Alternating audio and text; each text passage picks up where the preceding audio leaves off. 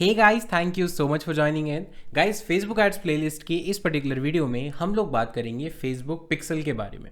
देखिए, Facebook pixel इतना important है कि अगर मैं पूरे फेसबुक एड्स को 100% में डिवाइड करूं तो बिना पिक्सल के आपका 70% काम नहीं हो पाएगा। अगर आप स्पेशली रीमार्केटिंग, रीटारगेटिंग, ये सब चीज़ें करना चाहते हैं, और मैं बताऊंगा कि कैसे करना है, क्योंकि आपके कन्वर्जन को बूस्ट करने के लिए, आपके ऑडियंस में आपके जो आप कह सकते हैं प्रोडक्ट को सेल करने के लिए सबसे ज़्यादा इफेक्टिव जो मेथड है वो है फेसबुक पिक्सल। फेसबुक पिक्सल होता क्या है, फेसबुक पिक्सल कैसे काम करता है, और इसको आपकी वेबसाइट के साथ आप कैसे इंटीग्रेट कर सकते हैं, इन तीनों चीज़ों का आंसर मैं इस वीडियो में देने वाला हूं। तो बने रहिए वीडियो के साथ एंड तक और स्टेप बाय स्टेप सीखिए।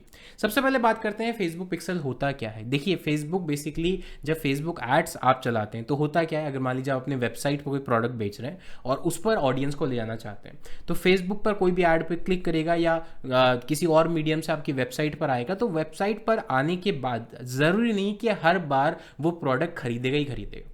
हो सकता है 100 लोग आए आपके प्रोडक्ट पेज पर, 100 में से सिर्फ 10 लोगों ने खरीदा, बाकी 90 लोगों ने, 90 लोगों ने नहीं खरीदा। अब वो 90 लोगों ने ना तो अपना नाम छोड़ा, ना कोई ईमेल आईडी छोड़ी, ना कुछ छोड़ा। अब अगर वापस आप उनको अपना ऐड दिखाना चाहते हैं या वापस उनको टारगेट करना चाहते हैं, तो कोई भी मेथड आपके पास नहीं है अगर पिक्सल को आप अवॉइड कर देते हैं, क्योंकि ना तो उनका फ़ोन नंबर है, ना उनकी ईमेल आईडी है। ऐसे केस में फेसबुक और most of the social media platforms आपको एक फंक्शनैलिटी प्रोवाइड करते हैं जिसके अंदर वो यूज़र की जो भी बिहेवियर है उसको ट्रैक करते हैं, और उसी की हेल्प से आप उनको वापस रीमार्केट या फिर रीटारगेट कर सकते हैं। इसका मतलब जो लोग आपके वेबसाइट पर आकर गए हैं लेकिन कोई एक्शन परफॉर्म नहीं किया, कुछ खरीदा नहीं, कुछ कोई लीड फॉर्म नहीं भरा, यानी जो आपका ऑब्जेक्टिव था वो फुलफिल नहीं किया, लेकिन वो आए तो थे, इट मीन्स उनको इंटरेस्ट तो था, बट किसी वजह से वो नहीं परचेज कर पाए या उन्होंने परचेज नहीं किया। ऐसे में आप अपना ऐड वापस उन लोगों को दिखा सकते हैं, बिकॉज वो अब आपकी इंटरेस्टेड ऑडियंस है, वार्म ऑडियंस है।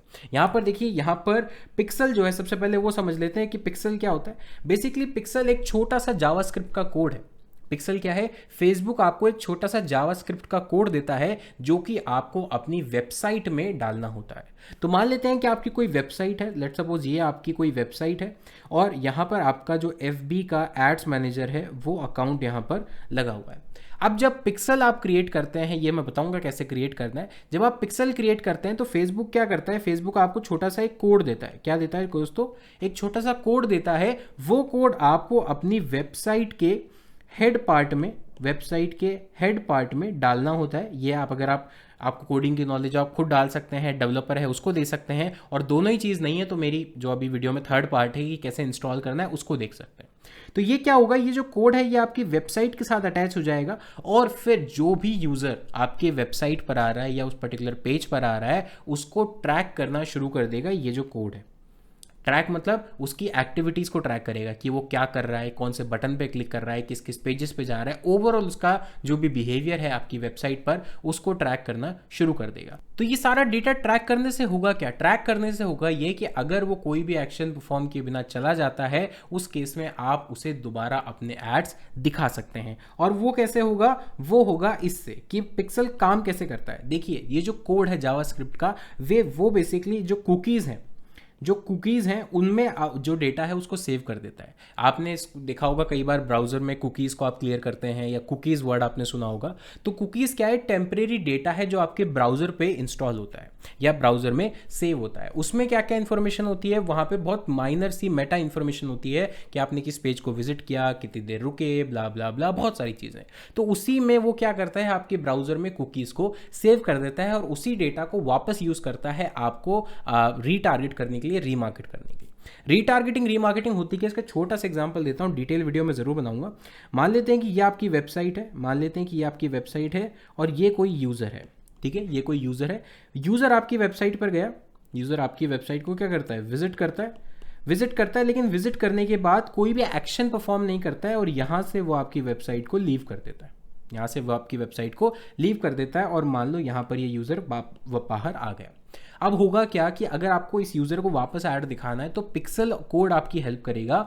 वो इस यूज़र की जो भी इंफॉर्मेशन है, इंफॉर्मेशन इन द सेंस कि वो कहाँ से आया था, कौन से IP एड्रेस से आया था, कौन सा ब्राउज़र यूज़ कर रहा है, बहुत सारी चीज़ें ट्रैक करके सेव कर लेगा। और जैसे ही आप रीमार्केटिंग और रीटारगेटिंग ऐड रन करेंगे, ये वापस जो आपका ऐड है वो आपको इस ऑडियंस को आप रीटारगेट कर सकते हैं, यानी अपना ऐड दिखा सकते हैं, रीटारगेट कर सकते हैं यानी ऐड दिखा सकते हैं। एक छोटा सा एग्जांपल देता हूँ। कई बार ऐसा हुआ हुआ है कि आप किसी वेबसाइट पर गए, मान लेते हैं अमेजोन पे गए या फ्लिपकार्ट पे गए, आपका कोई अकाउंट नहीं है, आपने कोई प्रोडक्ट परचेज नहीं किया, लेकिन आपने कुछ प्रोडक्ट देखे, बस देखे।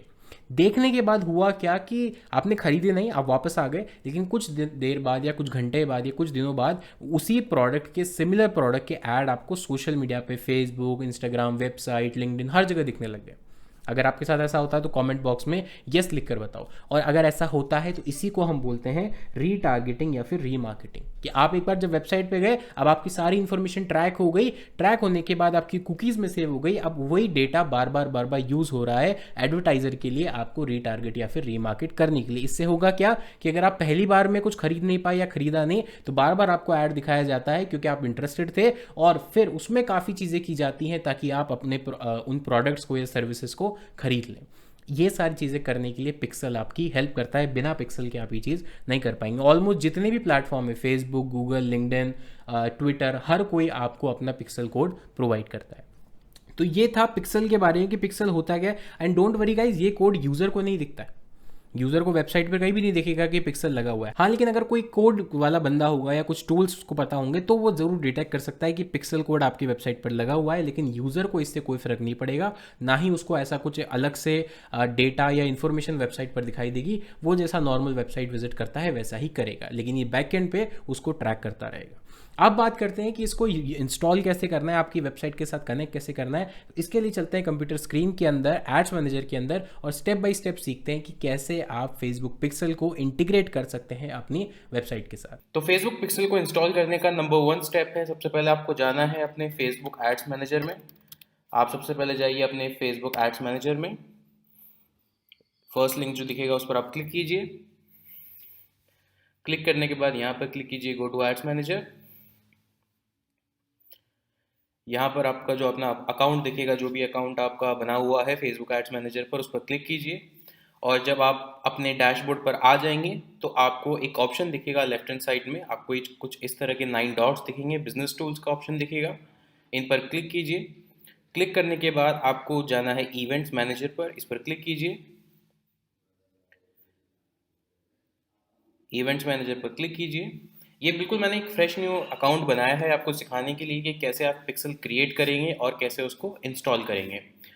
तो यहाँ पर जब ये स्क्रीन लोड हो जाती है आपके पास, तो देखिए अभी बिल्कुल ये फ्रेश न्यू अकाउंट है, कोई भी इसमें पिक्सल क्रिएटेड नहीं है। तो यहाँ पर जो बटन दिख रहा है आपको कनेक्ट अ डेटा सोर्स, इस पर क्लिक कीजिए। क्लिक करने के बाद क्योंकि हमें इसको अपनी वेबसाइट के साथ इंटीग्रेट करना है, तो हम फर्स्ट ऑप्शन के साथ जाएंगे, वेब, गेट स्टार्टेड पर क्लिक कीजिए। अभी हम फेसबुक पिक्सल की बात कर रहे हैं, तो इस ऑप्शन को सेलेक्ट करके कनेक्ट पर क्लिक कीजिए। आप अपने फेसबुक पिक्सल का कोई भी नाम दे सकते हैं, माई पिक्सल या जो भी आप चाहे नाम दे सकते हैं, और आप अपनी वेबसाइट का यूआरएल भी यहाँ डाल सकते हैं, बट कंपलसरी नहीं है, ये चीज़ ऑप्शनल है। तो इसको हम एज इट इज छोड़ देते हैं और कंटिन्यू पर क्लिक करते हैं।